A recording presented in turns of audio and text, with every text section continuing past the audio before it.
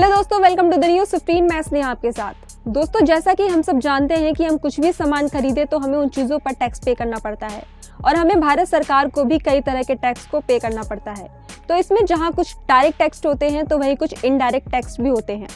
तो बात करें एक ऐसे टैक्स की जो इसी देश में महिलाओं को एक ऐसा टैक्स पे करना पड़ता है जो इनविजिबल टैक्स होता है, लेकिन महिलाओं को इस बात की कोई जानकारी नहीं होती है। इसका नाम है पिंक टैक्स। लेकिन ये पिंक टैक्स होता क्या है और इसे महिलाएं कैसे चुकाती हैं? तो आइए आपको इस पिंक टैक्स के बारे में बताते हैं।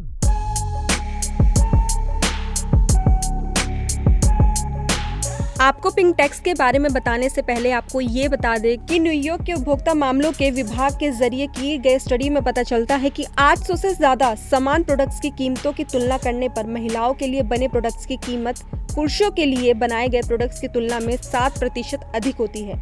यानी कि पर्सनल केयर प्रोडक्ट्स के मामले में ये अंतर 13% तक बढ़ जाता है। ये अंतर केवल बाहर के देशों तक ही सीमित नहीं है, बल्कि भारत में भी महिलाएं हर प्रोडक्ट्स पर पिंक टैक्स का भुगतान कर रही हैं।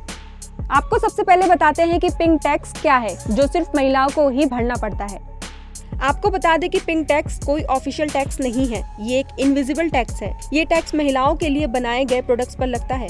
आप इसे आसान शब्दों में इस तरह भी कह सकते हैं कि सेम प्रोडक्ट्स और सेवाओं के लिए पुरुषों के मुकाबले महिलाओं को ज्यादा पैसे चुकाने पड़ते हैं, लेकिन इस पिंक टैक्स के बारे में महिलाओं को कम ही पता होता है। तो बात करें उन प्रोडक्ट्स की जो खास तौर पर महिलाओं के लिए ही डिजाइन किए जाते हैं और इन प्रोडक्ट्स की कीमत काफी ज्यादा होती है। एग्जाम्पल के तौर पर बात करें तो मेकअप का सामान, nail paint, lipstick, artificial jewellery, sanitary pads जैसी कई ऐसे प्रोडक्ट्स हैं जो बहुत महंगी होती है। इन प्रोडक्ट्स के लिए महिलाओं को प्रोडक्शन कॉस्ट और मार्केटिंग कॉस्ट मिलाने के बाद भी करीब 3 गुना ज्यादा कीमत चुकानी पड़ती है। आप पिंक टैक्स को 2 तरीके से समझ सकते हैं। अब बात करें उन प्रोडक्ट्स की जिन्हें महिलाएं और पुरुष दोनों ही इस्तेमाल करते हैं। उदाहरण के तौर पर बात करें तो perfume, deodorant, hair oil, razor और कपड़े जैसे कई सारे ऐसे प्रोडक्ट्स हैं जो एक ही कंपनी के होने के बावजूद भी कीमत में अलग अलग होते हैं। बात करें किसी भी बड़े ब्रांड के डिस्पोजल रेजर की कीमत की तो पुरुषों के लिए जहां 35 रुपए के करीब होती है, वहीं महिलाओं के लिए इसी कंपनी के डिस्पोजल रेजर की कीमत 55 रुपए के करीब होती है।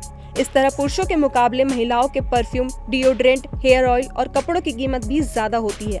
आपको बता दें कि पुरुषों के मुकाबले महिलाओं को कई तरह के पर्सनल केयर प्रोडक्ट्स इस्तेमाल करने पड़ते हैं। मल्टीनेशनल कंपनियां महिलाओं की इन्हीं जरूरतों को ध्यान रखते हुए ऐसा करती हैं। ये कंपनियां अच्छे से जानती हैं कि महिलाएं खुद की कितनी केयर करती हैं, तो कंपनियां इस बात का फायदा उठाकर अपने मन मुताबिक अपने प्रोडक्ट्स की कीमतें बढ़ा लेती हैं और शानदार मार्केटिंग और पैकेजिंग के दम पर ये महिलाओं को लुभाने में कामयाब भी रहते हैं। भारत में हर साल महिला पिंक टैक्स के रूप में मल्टीनेशनल कंपनियों को करीब 1 लाख रुपए से ज्यादा टैक्स चुका रही है। तो वहीं आज के इस दौर में महिलाएं खुद को पिंक टैक्स से बचा पाना बहुत मुश्किल है और सरकार भी इस पर कुछ नहीं कर पा रही है। बाकी आपको हमारी ये वीडियो कैसी लगी हमें कमेंट करके जरूर बताएं और साथ ही अगर आप हमारे इस चैनल पर नए हैं तो इस चैनल को सब्सक्राइब कर इस वीडियो को लाइक एंड शेयर करें।